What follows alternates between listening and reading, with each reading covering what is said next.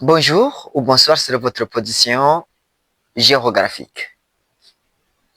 Sur notre chaîne, on va apprendre mathématiques, physique, chimie et informatique. Et si l'une de ces thématiques vous intéresse, vous êtes dans un bon endroit. Aujourd'hui, on va voir ensemble les opérations arithmétiques dans l'ensemble Z. Maintenant, pour que nous puissions commencer, nous devons d'abord connaître l'ensemble Z, c'est un ensemble qui est commun. L'ensemble Z, c'est un ensemble qui est défini de moins l'infini, donc on a moins Z, 0, 1, et puis ainsi de suite jusqu'à plus infini. En d'autres termes, ensemble Z, c'est l'ensemble des nombres entiers. Et quand est-ce qu'on parle qu'un nombre est un nombre entier? Premièrement, un nombre est dit un nombre entier s'il ne s'écrivait pas avec une virgule. Ça peut être un nombre négatif ou un nombre positif, mais qui ne comporte pas la virgule. Et donc, ce nombre est appelé un nombre entier.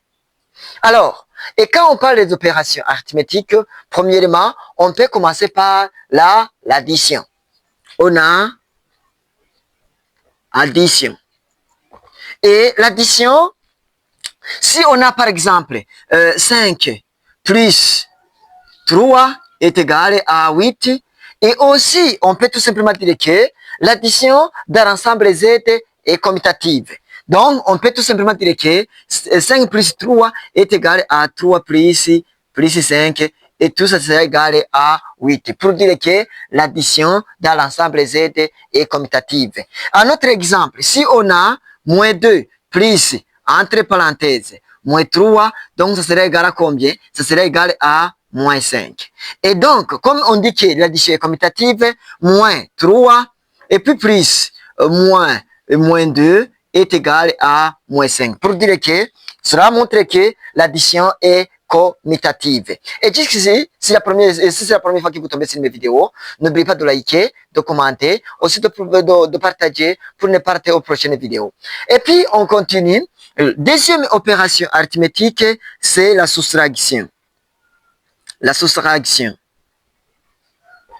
Alors, la soustraction dans Z, par exemple, si on a 5 moins 3 égale à moins 2. Mais aussi, la soustraction n'est pas commutative. Parce que au niveau d'ici, si on prend 3 moins 5 est différent de 5 moins 3. Donc, pour dire que si on a deux entiers qui appartiennent dans l'ensemble Z, ou des nombres qui appartiennent dans l'ensemble Z, et qu'on va faire la soustraction, donc la soustraction n'est pas commutative. Donc, pour dire qu'au niveau d'ici, on a l'exemple, si on prend 5 moins 3 égale à 2, à moins 2, non, ça serait égal à 2, pardon, pour dire que ça est différent de 3 moins 5 qui est égal à moins 2. Comme on a les résultats qui sont différents, donc on peut tout simplement dire que l'addition n'est pas, la soustraction n'est pas commutative. Et troisièmement, troisième opération, on a la multiplication. La multiplication. Si au niveau d'ici, on a la multiplication dans l'ensemble Z, ou tout simplement la multiplication des nombres entiers, et puis si on prend par exemple moins 2 multiplié par 3, et moins 2 c'est un nombre qui est entier, et 3 c'est un nombre qui est entier, donc on trouve combien? On trouve au niveau d'ici que ça serait égal à combien? Ça serait égal à moins 6. Et puis, on peut tout simplement dire que la multiplication est commutative. Parce que si on prend 3 multiplié par moins 2, et on trouve combien? On trouve moins 6. Pour dire qu'au niveau d'ici, la multiplication dans Z est commutative. Et puis, quatrièmement et enfin, c'est la division. La division de deux nombres entiers.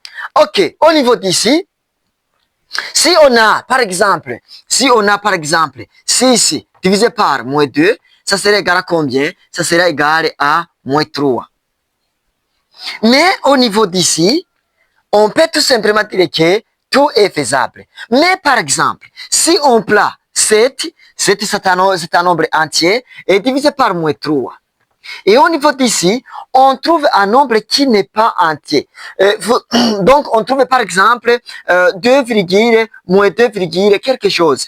Et comme au niveau d'ici, on trouve le résultat qui est égal à moins 2, quelque chose, et moins 2, quelque chose n'appartient pas à Z parce que nous avons dit que le nombre est dit un nombre entier s'il ne s'écrivait pas avec la virgule. Et au niveau d'ici, on trouve que 7 divisé par moins 3, on trouve un nombre avec virgule. Pour dire que dans l'ensemble Z, ça ne se fait pas. Pour dire que on dit que la division sera possible dans l'ensemble Z si par exemple on trouve le nombre, si on prend le nombre A divisé par le nombre B et qu'on trouve le nombre C. Et si le A est un nombre entier et B un nombre entier et que le C est un nombre entier, et dans ce cas, on dit que ça sera faisable. Mais si le C n'est pas un nombre qui est entier, dans ce cas, dans l'ensemble Z, on dit que ça ne se fait pas.